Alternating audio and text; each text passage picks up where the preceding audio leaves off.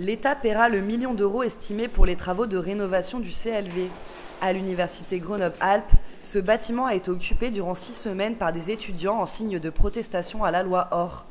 Cette annonce a été faite par Frédérique Vidal, ministre de l'Enseignement supérieur et de la Recherche, après avoir visité le bâtiment ce mercredi. Un sentiment vraiment d'un gâchis immense parce que c'est un bâtiment qui était fait pour les étudiants, qui était fait pour les aider, qui était prévu d'ailleurs pour être encore mieux aménagé, pour accueillir d'autres formes de pédagogie, parce que nous pensons que c'est essentiel. Et puis c'est un sentiment de désolation. Il y a quelques bâtiments qui ont été dégradés dans quelques universités en France, d'une superficie pareille et d'un niveau de dégradation à ce point-là. Je pense que c'est en tout cas le premier que je vois dans cet état. C'est avant tout un sentiment de désolation et puis j'imagine à quel point pour les gens qui travaillent là tous les jours, ça doit être difficile et compliqué de passer devant ce bâtiment, de le voir dans cet état-là. C'est très important de porter plainte parce que ce sont des dégradations qui sont inacceptables, quelles que soient les revendications qui peuvent totalement s'entendre, et l'université est un lieu de débat, on peut toujours débattre dans une université. Par contre, dégrader, ça c'est juste inadmissible. On est sur un ordre de grandeur d'1 million d'euros. Alors pour des gens qui réclament plus d'argent pour l'université, je trouve que c'est vraiment, là encore, totalement contre-productif. La ministre a profité de sa visite pour prendre la parole devant le personnel de l'université Grenoble-Alpes afin de leur témoigner le soutien de l'État. Ce que vous avez vécu ici, comme ce qui a été vécu dans d'autres universités, c'est tout simplement inadmissible.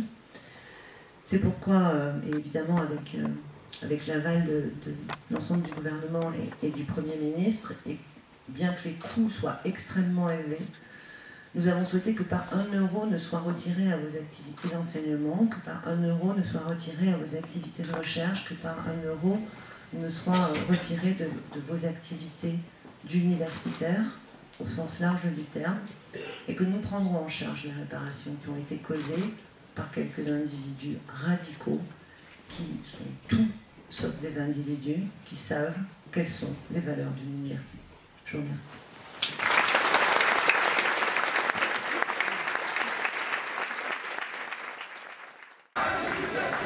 Interpellée sur sa loi par des étudiants à la sortie de l'université, la ministre a souhaité discuter avec 2 d'entre eux.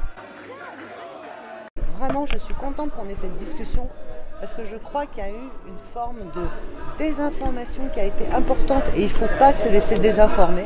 Vous êtes étudiant, allez chercher la réalité de l'information objective, argumentée et discuter. Mais surtout, ne cassez plus. Mais là, on a moyennement une discussion parce qu'elle vous a posé une question, ça fait 5 minutes que vous lui répondez.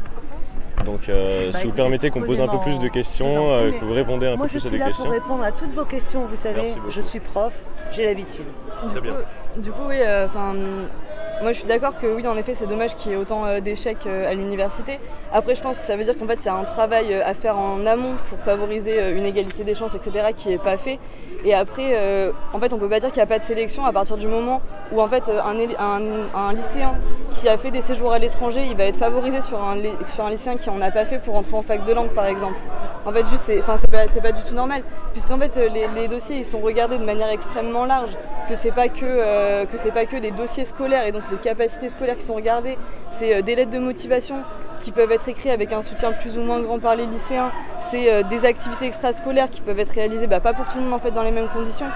Les lettres de motivation, cet été, quand on a construit la réforme, avec des lycéens, avec des étudiants, avec des profs du secondaire et du supérieur.